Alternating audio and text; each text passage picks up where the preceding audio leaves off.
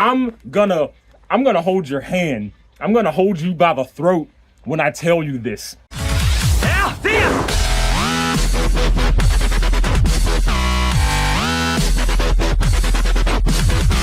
What's going on, my fellow fuzzbutts? Zabu the Sergal here, and I'm back in another video just to educate my people. Okay, so we just got back from Carolina Furfare.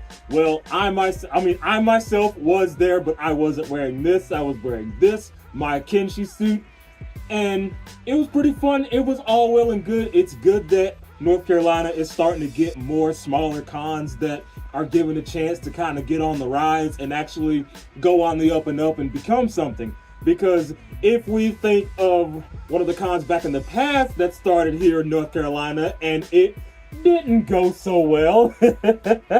Anthro Crossroads East ACE was an annual furry convention held in Greater Raleigh, North Carolina. It was presented by Tarpal Furmy.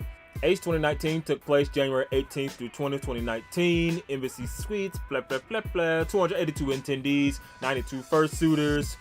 The event was to return January 17th through 19th, 2020 with themed furries and food, but the board of directors refunded pre-sales of ACE 2020 tickets in the subsequent week after Ion Otter's resignation and the airing of a dispute involving event director Matt Henry. As of mid-2019, the Anthro Crossroads East, Howler's Eve, and Tarpal Fur Meat websites have since been removed. The Twitter page for Tarpal Fur Meat is currently closed out. I can't remember if the chairman of that con, if they just kind of did a rug pull on the funds that they pulled, or there was like some illegal activity going on with that con that I didn't really research all that much. I just know that there was something that happened and now that con is no more. But with Carolina Furfare, I do have a feeling that it's gonna stick around and slowly grow and become something good. However, already I'm starting to see that it's starting to become one of those ghost cons. And what I mean by that is for the simple fact that there can be hundreds or even thousands of attendees that come to this con, and at one point, the con space is absolutely booming. It's packed, it's crowded. There's people everywhere. Everybody's living it up, having a grand old time. And then in the exact next moment, everybody disappears. We don't know where everybody went. They're not in the panel rooms. They're not on the con floor. It's like they all just went back to their hotel rooms having their good old hotel con. It's one of the things that I also noticed the last time we went to AnthroCon. And you know, AnthroCon is one of, if not the biggest furry con in the United States. And for the exact same thing to happen at that con of that size, like, you see the amount of people that are there, you know, especially if you attend the parade, you know that there are like thousands of fursuiters in that parade. And then like directly after those events, it's like no one is anywhere to be found. And I'm just like, where are the people? Where is the ambiance? I always thought that going to cons, and like my experience with going to cons, is that you go with a group of your friends, you all get together, you hit the con floor, and then you just do all the shenanigans, you're doing all the things, you're just hanging out, having fun, doing all that stuff. And then yeah, you see other people doing those same things, and then you can kind of like co-mingle with that group, and then the groups get integrated, and then everybody's just doing their thing, having a grand old time. But for the past couple of cons, I feel like that's just been missing, and I'm like, what's going on? Now, however, that's not the case with every single con, because I have to tip my hat to Megaplex, because that has by far been the most fun, most enjoyable, most well-rounded convention I've been to date. And that's coming from someone who's been to AnthroCon a couple of times, and everyone hails AnthroCon as being like the biggest, the largest. But me personally, I think that crown needs to go to Megaplex by a mile. And another gripe that I have, not so much with Carolina Furfare, but with a lot of cons in general, especially the dances and the raves at night. And I'm gonna hold your hand. I'm gonna hold you by the throat when I tell you this.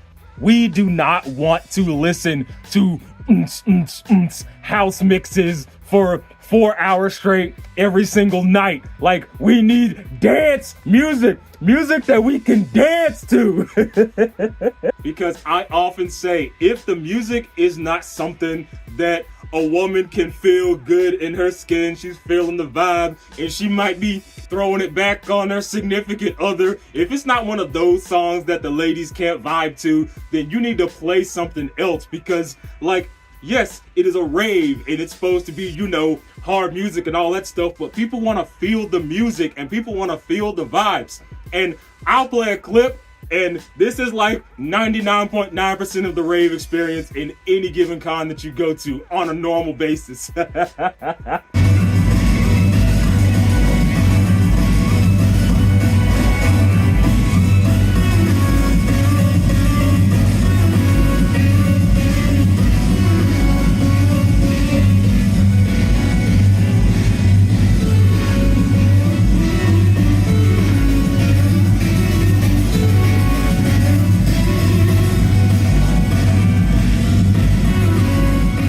Now, by all means, this is not throwing shade on that DJ, but I'm just saying we need more variety.